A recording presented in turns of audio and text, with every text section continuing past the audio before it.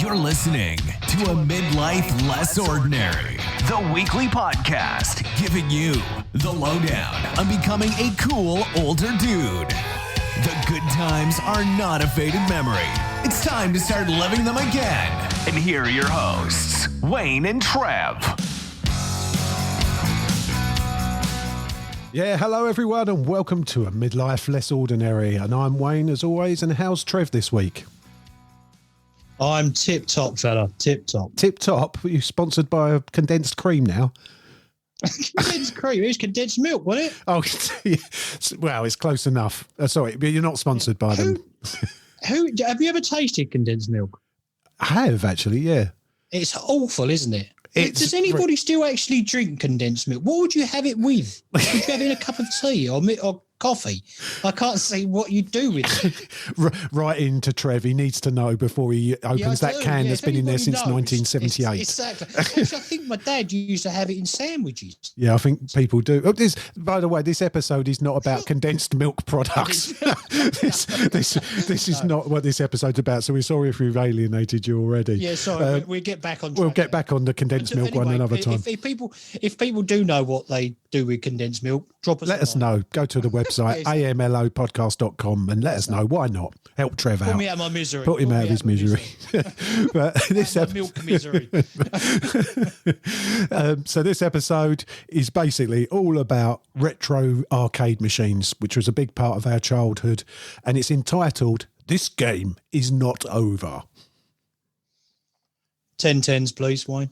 Oh, 10 tens. Now that's something I haven't heard for a while. 10 tens, please. You said it thousands of times. Yeah, exactly. Explain that to everyone, Trev. Explain it. Well, because like the pound coins had just come out, and most video games were 10p or 20p. The newer ones are 20p.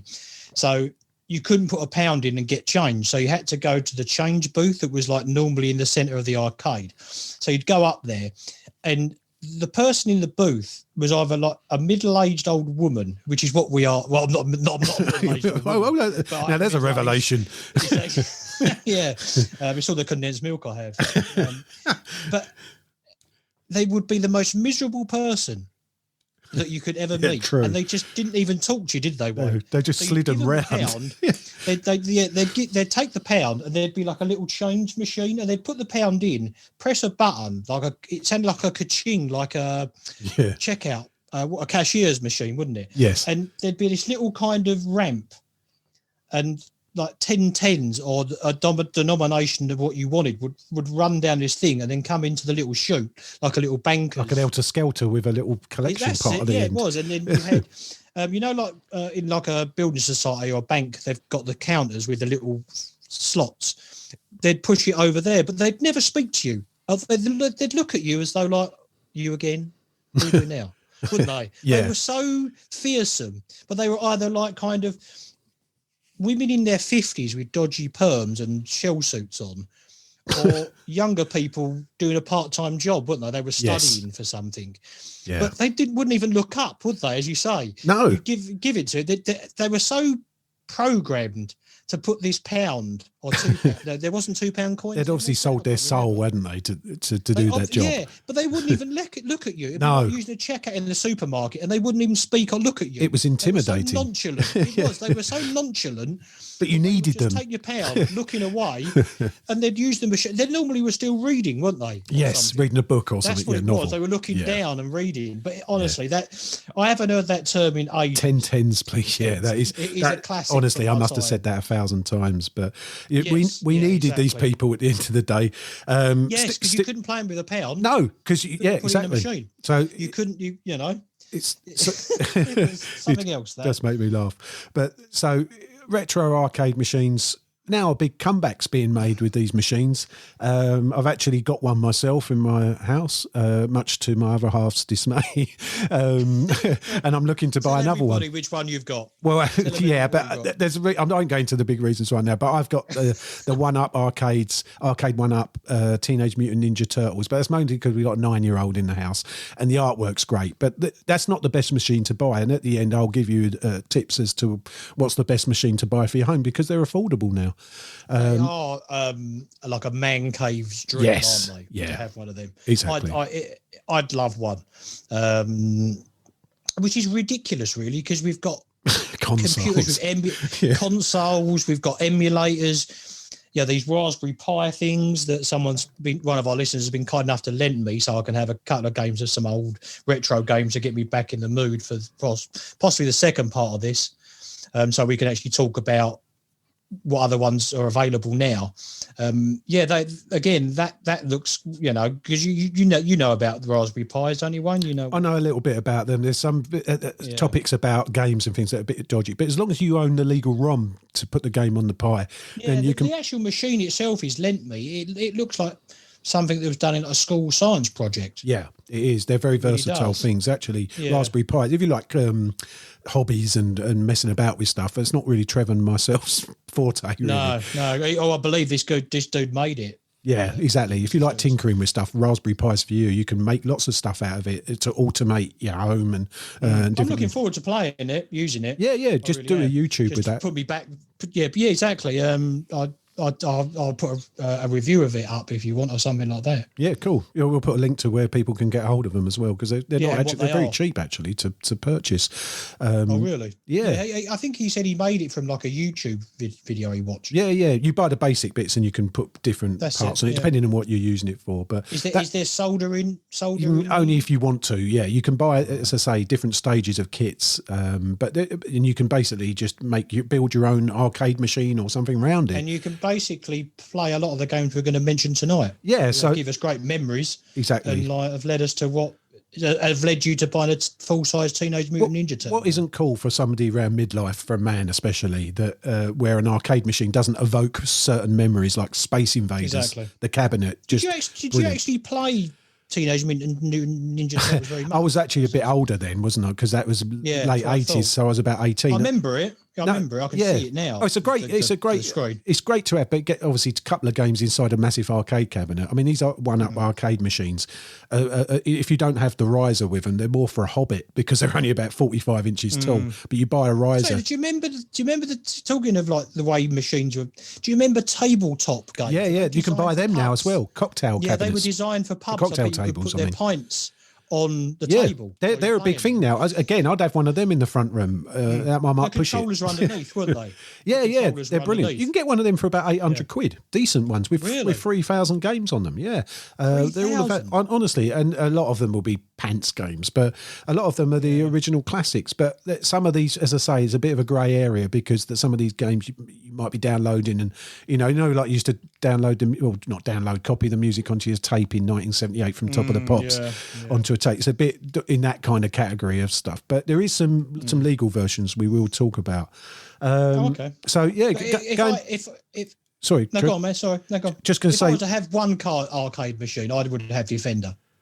I was going to say that's probably the most difficult one to emulate because the amount of buttons that are on the Yeah, I'm going to say, because it was a nightmare to play, wasn't it? Yeah. It was hard. There was no all of them were hard, weren't they? Asteroids was hard, to be honest. You do hyperspace and then you appear somewhere in the middle of a boulder and die, you know? I actually, you're right. I never really thought of it like that. I don't remember any arcade machine being particularly easy. None of them were. Even Space Invaders, even if you learned the patterns, it still was difficult, challenging. I don't remember any of them being, I don't remember them being easy, but then you were investing your money in it. It wasn't like you just playing one for fun, were you? You actually paying for the privilege. And I say 10 pence in 1979, 1980. I mean, to me I didn't get pocket money, so I mean, I had to either get that from a birthday. How much you would go down to the arcade in South End? This is going to sound really sad now.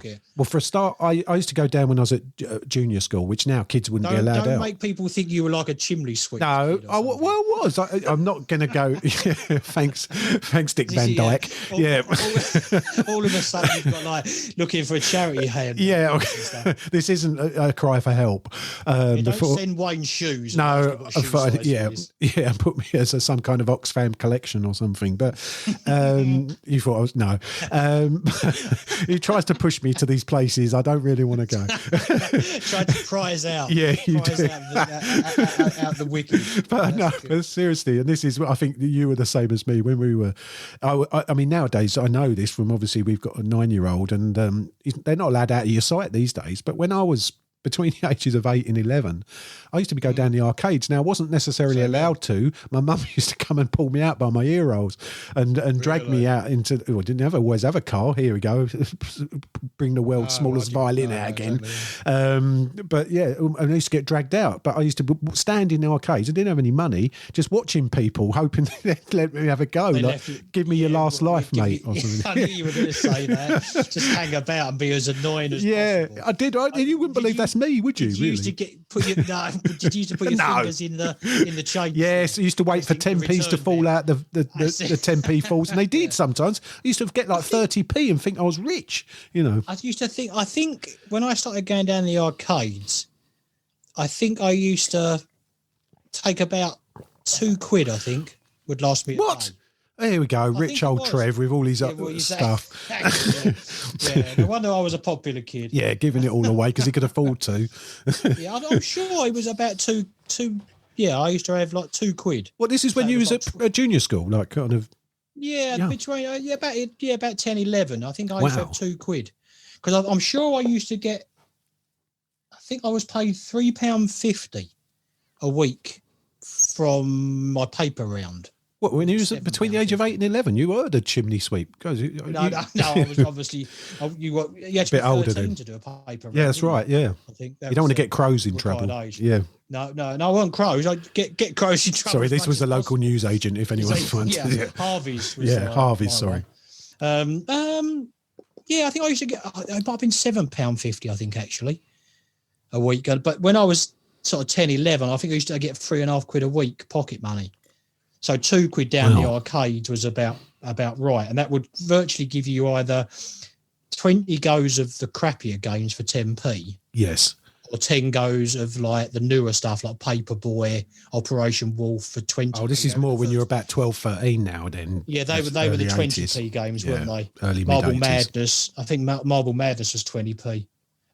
Going back to your Teenage Mutant Ninja Turtles arcade machine, has it got like gauntlet style 4 joysticks? Yeah, that's what the other reason I bought it. Yeah, because it makes it better value in a sense. You can have 4 people playing it. Yeah, it's great fun. Yeah, because there's 4 in the Turtles, wasn't it? It's got the other game Turtles in Time on it as well. But still, you can complete, because you have infinite lives, you can just complete it in it. So I make the little one in our house. I tell him you're not allowed to do that. You got to do it with 8 lives or 9 lives or something. Yeah, exactly. Because otherwise it's not fun, is it? Didn't we? Yeah, exactly. If you only had 10p left, you only use that on to last as long as you could make it last, and that's what kept you going back, wasn't it? The challenge.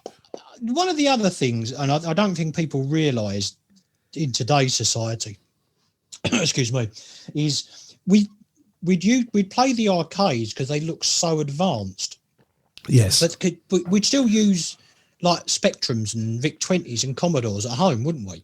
Yes. We'd still go down the arcades as well because they were like a different world. They were like a lot better. I think one of the atmosphere-wise, I think one of the best games you could take part in was the Star Wars one. You know, the sit-in one. That was 1982. Yeah. We had the kind of line graphics. Yes, like vector stuff. Yeah, to have that in your room would be cool, wouldn't it? They had real sound effects. I loved that game. That's what I used to try and get the 10p's from people for. That game. It was brilliant, wasn't it? And I tell you, when you blew up the Death Star, the white light was blinding, wasn't it? Yeah. It was amazing. Yeah, that was one. It was very atmospheric. I think it had kind of surround sound. Yes, right, Dolby, and it was one of the first sit-in games, wasn't it?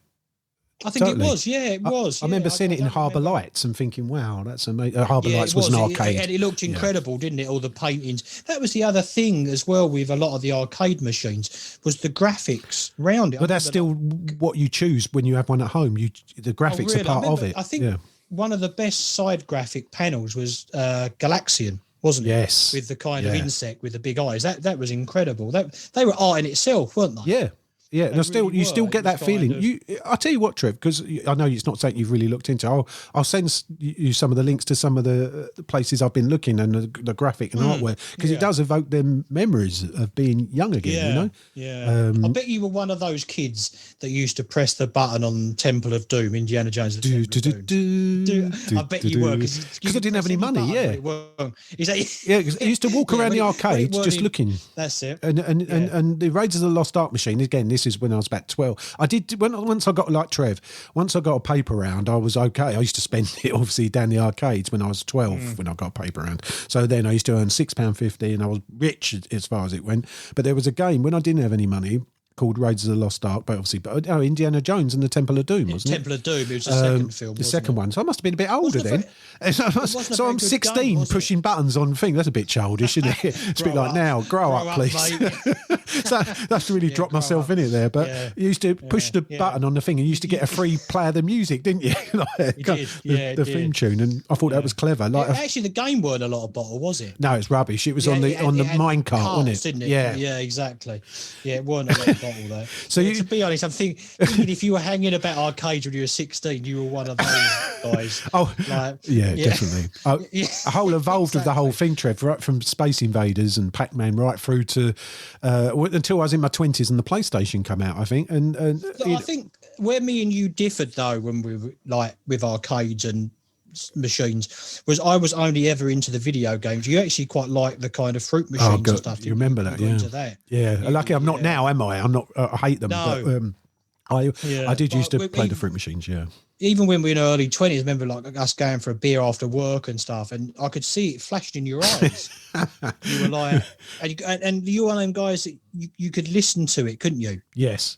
Yeah. Listen to it. There was loads. There was guys we went to school with or we knew that actually that's what they did for a living. I know a guy, a guy, I won't say his name, but some of the people I went to junior school would know him as well. But he used to, that's the one I used to first go down the arcades with. He lived right near the seafront and he actually earned a living from going around playing fruit machines until he was banned from every sort of one within 100-mile radius. You probably thought he was well cool doing that. Yeah. But to be honest, when you're older, you sort of think, well, where'd you go with that? You know what I mean? It's cool for a while. Do it as a hobby. Step in this career. Where's your promotion on this one? Yeah, you're not going to be the sales director of Win on fruit machines. No, not at all. No. But I suppose if he's a millionaire now, then I might be sort of a little bit jealous. I don't know. But I tell you what, 2 games. Well, actually, 3 as well. I'm thinking of it now. 3 games that changed it for me. One was when track and field came out. Yes, brilliant. Because it was so different, wasn't it? Good call, yeah. There was no joystick or anything. Well, there was. They brought it out later, didn't they? The buttons, weren't they? The first one with the buttons. Hard work. They even put like button guards on, didn't they? Yeah. Remember them? Because we were like developing skills on how to bash the buttons. Timing, and that, yeah. There was like really weird. Like when I used to play, I used to like get into like a really kind of weird mantra stance to play it. Like a wide stance, Like I was semi-handicapped, trying to kind of get in there to really kind of, that changed it. It was like they'd done a workout finishing it, wasn't it? Christ, it was hard work. It was. Tongue was hanging out. The other one for me, a big thing, was seeing the handlebars on Paperboy. Yeah, Paperboy, a great game. Because when you saw and the graphics, it came out on the Spectrum, didn't it? Afterwards, yeah, it did. Yeah, it was terrible, wasn't it? Yeah. But yeah, seeing that because you just couldn't help but get attracted to like a video game with a pair of handlebars as a controller. Yeah. Great idea. What a great idea. Like, do you remember as well that freaky machine that actually had a real kind of motorbike on rollers? Yes, I can't remember what that's called. A trial bike. Now, if anybody remembers what that was called, but it was like a life-size trial bike, wasn't it? That's right, yeah. And then later on, Hang On and that come out, didn't they? That's it. It was in a cage, wasn't it? Yes, I know the one you mean. The cage, you'd put the money in, the cage gate would open and it was shut, wouldn't it, for safeties, and you could get on it and ride and it would move about. Yeah. I never had the kahunas to play that, to be honest. It just looked awful. It was just like... But that was the golden age, wasn't it? The late 70s, obviously, with the Space Invaders and everything else. And then, obviously, when we were growing up, and the Frogger and things like that, and 1942, Moon Patrol, Popeye. Do the music for 1942. Oh, no. I'll do it. I'll do it. Go on. You don't do it. Yeah, I do know it. Yeah, I do. These things are in your head, aren't they? Yeah, forever. And it used to flip, didn't it? Yeah, it's brilliant. A lot of games have copied that now. You know, the sort of things you play on your Android or Apple phone, where the copy 1942. Great game. But then Red Tank. And Red Tank was was one of the originals. I used to play that. Yeah, it's terrible, really. But And then obviously we've evolved into this middle 80s now, like Trev's saying, with Paperboy, Crystal Castle, Space Harrier. These are games that you sat in and interacted with. Yeah, Marble Madness. Marble Madness had a trackball, didn't it? Great. Yeah, and I love the way that every time you got the marble smashed, there was like different ways of it. Swept it up. There's different ways of it dying. Like it would disappear in acid, wouldn't it? Yeah, that's right. Yeah, brilliant game. I'm looking forward to playing these again. Yeah, one of the freakiest games. And I did used to play it, but it was really hard because the controls are hard. And it wasn't really what you think would make a good video game was tabooing. Do you remember? Is it tabooing? Yeah. You go down the rapids and in a little tube. On a tyre. Yeah. I was really good at that. Yeah, really good. Different controls. Have to paddle. Yeah, with your legs and your arms. I really like that. That's when it was a bit older. That was 1991. That was about then. Really? Christ, if you got spinning round, you were gone, weren't you? Yeah, you spun round, you couldn't. That's it. And the current would take you, and you were done. Brilliant game. You? Yeah, I totally forgotten that game. Brilliant game. Yeah, tabooing. Yeah, that's how they kind of evolved. And I say now it's the golden age of arcade machines are gone. Trevor touched on it earlier, but basically the Spectrum and the other Commodore 64 and other game systems, Atari, they emulated the games, but it was always better to go to the arcades, where now you're actually better off at home, I think, with the displays we have and everything, the 4Ks. I think you are, like in HD and stuff. So it's really gone. I noticed when I went to an arcade of late, mostly the only things they're trying to sell now is like VR experiences, you know? I haven't been to one for ages. I keep talking about it with some of the lads from like BV about having like a sort of meet down the seafront and like playing those kind of games. But I'll tell you the other one that had really good music, and like, you knew instantly someone, because you'd walk in an arcade and you could hear all you hear the sounds. Music. Yeah. And another one that always used to stand out for me was Peter Gunn. Is it Peter Gunn for Spy Hunter? Oh, you could hear a mile off, couldn't you? Yeah, exactly. And the side of that was really cool, wasn't it? Because it had like a spy with a leggy bird. Listen to me. Sorry about it. That's because we was in the teens then, so that's why you're thinking like that. I could say it. Yeah, exactly. You know, we had like a leggy lady on the side of it, didn't it? With a leg up. It did. Yeah, that was a great game. Going in the back of the truck and upgrading, so you could have an even better machine. Be a boat, couldn't you? Yeah, be a boat. Yeah, great. That was it. Yeah, that was great. Memories. Actually, to keep this nostalgia trip going, Trev, I think this time maybe we could do a little test and bring up some of the other games around that era. What my arcade and a bit with like. Test Trev on arcades. Yes. Shame you wouldn't have thought about it earlier. You could have changed that music to like a video. I could have done something from. But because we're so prepared, Spy Hunter. Yeah, because we don't roll like that. 10 minutes Trevor before. actually thinks of things while we're actually halfway through the actual podcast. Thanks for that, Trev. Yeah. And we don't do any editing here, as we say. This is exactly as it happened, folks. But So okay. So questions for this week. I've tried not to make, because to be honest, Trev, I went online and I went on some quizzes, and this is where I actually realised that I obviously spent too much of my childhood at arcades, because I was just getting them easy, and I thought I got to be a bit more testing than that, but not too too difficult. So these are a sort of in between. I think you'll do okay. So question 1: name the sequel arcade machine to the classic Galaxian. Gallagher. Yes. Oh. Yes, I knew. Yeah. Again, I thought you might think it makes sense. It's mentioned in one of the Avengers movies, isn't it? It is. Yeah, indeed. Yeah. Do you know the? Can you? Iron Man says it for a non-existent bonus point. Can you name the difference? Really, the main difference. Didn't Gallagher go round in a circle?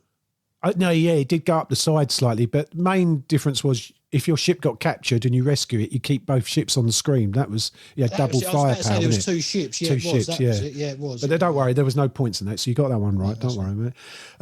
So number 2, this is a bit more difficult, and I wouldn't expect you to get this, but you've mentioned this game already, and it is your favourite, so you might. And I knew this. The control panel on Defender and Stargate are identical except for one thing, and what is that?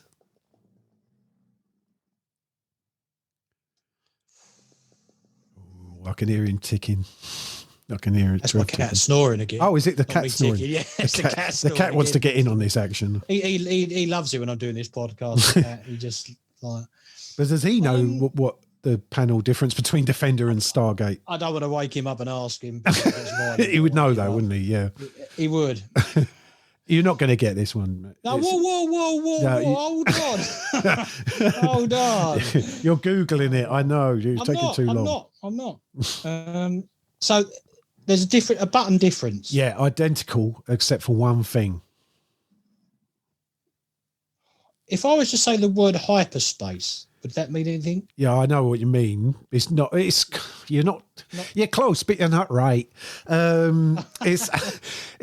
I was going to give you the answer because we're on limited time. Stargate has an Invisio antimatter cloaking device, which makes your ship invisible and indestructible. Of course, that was on the tip of my tongue. You're always using the word Invisio, so aren't you, in the day-to-day life? Right there. So I have to give you one of these for that one. But they weren't easy, to be fair. But I think you'll get this one. I couldn't have even pronounced that one. Well, you didn't have to say that. You just said that you had a cloaking device built in. But next question 3. In the classic Atari game Centipede, what appears when you shoot the centipede once? These are hard, aren't they? Well, I'll give you a multiple choice. So in the classic Atari game Centipede... I do know. What is it? A millipede, B, a purple grasshopper, C, another centipede, or D, a new mushroom? Oh, I can see it.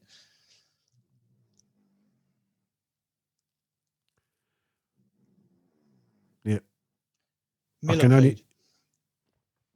Oh. It's a new mushroom. It's the mushroom. Oh, you was going to say it. I said to you before, always go with your thoughts. The reason, I should have done. And the reason I didn't say mushroom is I thought it was put in there as a red herring because obviously that's got something to do with sort of Mario Brothers. Yeah, no, I know you're overthinking it, and that's the thing.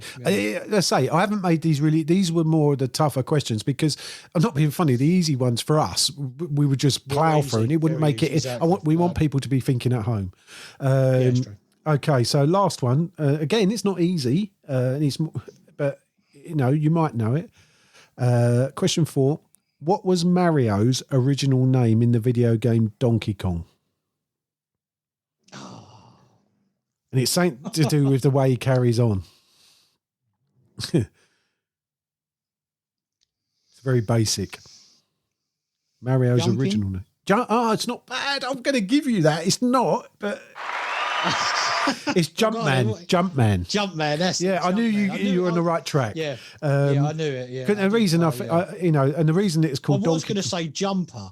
Yeah, well, you obviously have heard it. I've heard the reference before, and I think the reason it was called Donkey Kong is in Japan, donkey can mean kind of crazy or something like that. So obviously they called it for everywhere, isn't it? To be honest? Yeah, exactly. Yeah, well, no, I don't want you to go where you think you're going to go with the word donkey. So that's. I know we put this podcast in as explicit, but there's a limit to where we can go with that. So exactly. It's still a good performance, Trev. Hopefully people remember them games. Bit of nostalgia going on. Yeah, they were hard questions. Actually, yeah, no, sorry, it was challenging. As I say, it took me a long time to find them questions because I didn't want to make it too easy and just everyone's going, Pac-Man, Space Invaders, So I must admit, when it come to the end of my video game arcade experience when I was sort of late teens, early 20s, the games I were playing had advanced into games like Dragon's Lair and Space Ace, which I loved. You still used Space Ace as like your handle for stuff. I still do for some things, yeah. Yeah, exactly. Yeah, for like I don't know, like kind of email addresses and stuff, didn't you at one point? Yeah. I don't now, so don't try and get into my bank account. Anyone out there by using the words, exactly, it doesn't work now. I've changed all that. What was the hero's name? Dirk, wasn't it? That was Dragon's Lair. Dexter was the Space Ace. I still play. I've got it on DVD. You can play. I mean, it's one of them games. I don't know if people know out there, but they're animated, and they're basically you've only got one way to move, and you hit the button at the right time, and then you. It was all to do with timing. Timing, yeah, exactly. Yeah. So it's easy, quite easy to learn. But as I got older, I wanted to have the experience of being like the king of a machine, because I used to go down the arcades. I don't know if anyone experienced this. I'm sure Trev knows, but you go down and there's everyone's name at the top of the leaderboard all the time, and I wanted to be that person. So what did you used to put in? What for some reason WOT. Really? Yeah, I don't even know why. I don't know, because we used to do a lot of them Chad figures. Yeah. What's yours? Yeah, I know what mine was. Mine was always SPG. What's that for?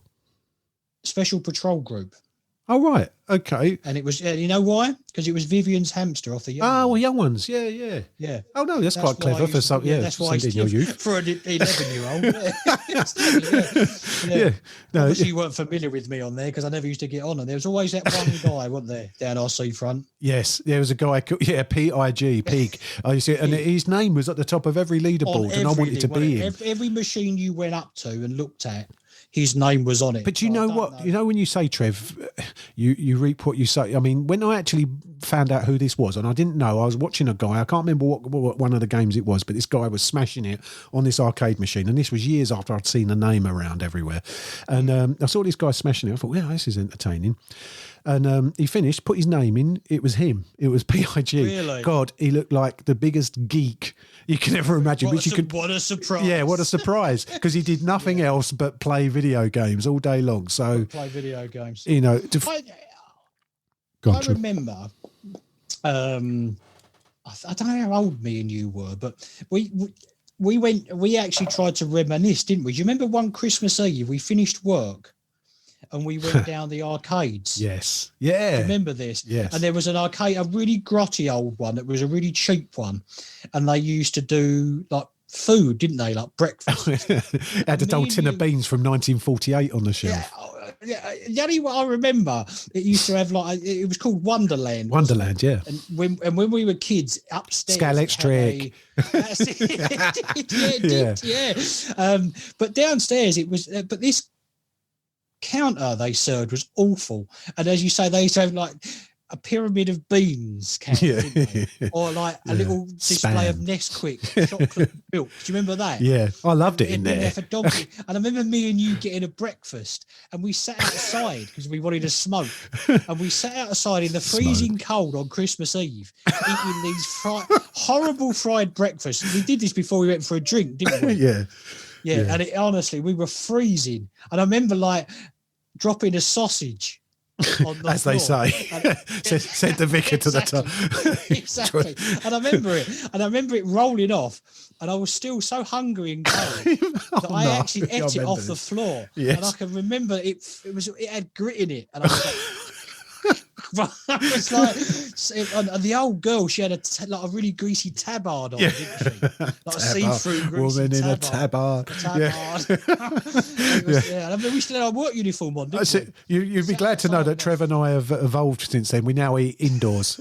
We eat our greasy bread. No, it's gone now. But you could smoke inside, couldn't you? Yeah, I mean, we're going back 20, 30 years. Why we sat outside. Why do we sit outside? I don't know. Smoking. It must have been smoking related, I think. Obviously something from our you past. Couldn't sit inside. I don't think there was any seats, like tables inside. But hopefully some of the people out there have their own memories which are similar. You know, I think all guys around our age would have had the experiences with the arcades at some point, or had some interaction with it. Because we would be brought up in a seaside town. This is true. Yeah. Maybe when it's more urban, it tends to be the more fruit machines inside the buildings kind of thing, doesn't it? Then they sort of evolved to them other like really awful kind of shops that just had fruit machines. Yeah, that's what I mean. Yeah, look more like gambling places. Yeah, they were. If you look, and you couldn't get. It was like a real life cantina, Mos Eisley. You couldn't get a collection of scumbags, could you? Yeah. In those, it looked awful. My mum was like, "Don't ever go in there. Don't ever go in there. Well, you're talking about places like Q's that used to be the place in Southend, which I used to spend a lot of my childhood in. That was near the bus stop. That's right. Yeah.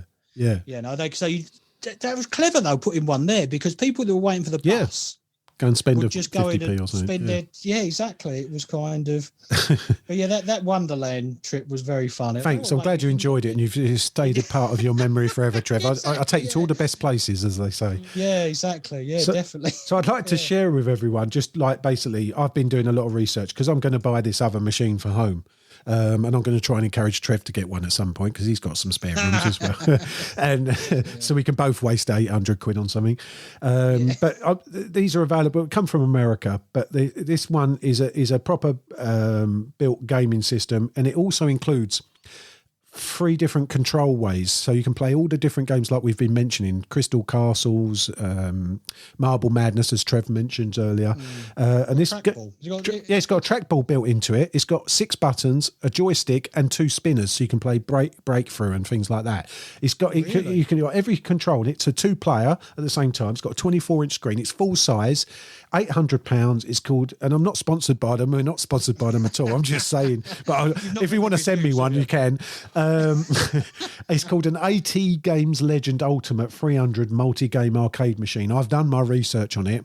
Any more of that description of the name? It's like, went on, like, take a breath. I'll just say AT Games Legend Ultimate 300 multi. I've got it tattooed. But 4 hours later, it's AK1 271. But seriously, all jokes to one side, I'm not sponsored by one, but honestly, that is the best one available in the UK. 300 games built in, all things you remember, all the different ways to play it. It can be upgraded. You can buy other ones for the same sort of money that have got 3,000 games built in. Don't get me wrong, but they're shady. Yes, sir. Talking of controllers, yes. Do you remember what video game had the best controller? In your God, I mean, you've said that Paperboy had the handlebars. It wasn't the best game. We played it. It wasn't the best game, but it had the best controller, in my opinion. Go on, tell us. Tron. Yes, Tron. Yes, the trigger, the gun handle, like the trigger. Neon blue. It was lit up, wasn't it? Lit up, incredible. The game had nothing to do with the film, did it? Not really. It was basically the spiders and stuff. I see the spiders are in the film for like, and the bikes are in there. The laser bikes. The bikes are in. It was a hard game though. It was like all the others. It was very challenging, but the music was great. Great game. I'd like to. That cabinet's not available as far as I can see, but it'd be lovely. Really had a cool cabinet. Actually, we should do. We maybe conclude and we'll come up with our own king of the arcades, Trev. So, in summary, Trev, you're king of the arcades. Well, what machine-wise? Yes. Defender for me. Yeah, really? I just loved it. I just loved the idea of it. I know there was everything there, other things like IR Kung Fu and that were really cool, Operation Roof Commando. But just as a classic, Defender was just great for me. I don't know why I like it so much. I just do. Yeah, I think that's a good choice, Trev. I like Defender. Very difficult game.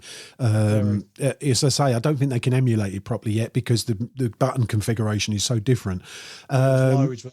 It's difficult because some of the ones I enjoyed more come later on when I was better at them. I used to play games like just quickly Punch Out, and I could complete it easily. Yeah, that was great. I was older then, but I enjoyed it. So I would like to have it. So I think I will go. I'll go with Punch Out. Punch Out. Yeah, it was different. Yeah. I really enjoyed it. And remember, all you listeners, winners don't use drugs. No, it says that at the start of Teenage Mutant Ninja Turtles. Yeah. Well, a lot of games, Smash TV had that on it. I said that to the boy. I said, look, winners don't use drugs. He doesn't even know what drugs are at 9 years old yet. We'll leave this show on that comment. We remember, kiddies, winners don't use drugs. And remember, this game is not over. It's not. We've got plenty left in it. We've got your last man. We definitely, let me have your last man. Exactly. We've said that a few times. So thanks for joining us on this nostalgic journey of video arcades. Really took us back to times when I made Trev eat sausages off the floor. So excellent. So exactly. It was per choice. Thanks everyone for joining us. Hope you've had fun. Until next time, we'll see you on the next one. See you later. Thanks for listening. If you enjoyed this episode and you'd like to help support the podcast, please leave a rating and review and visit our website at www.amlopodcast.com to check out all the links and resources in the show notes. Start living them good times. See you next time.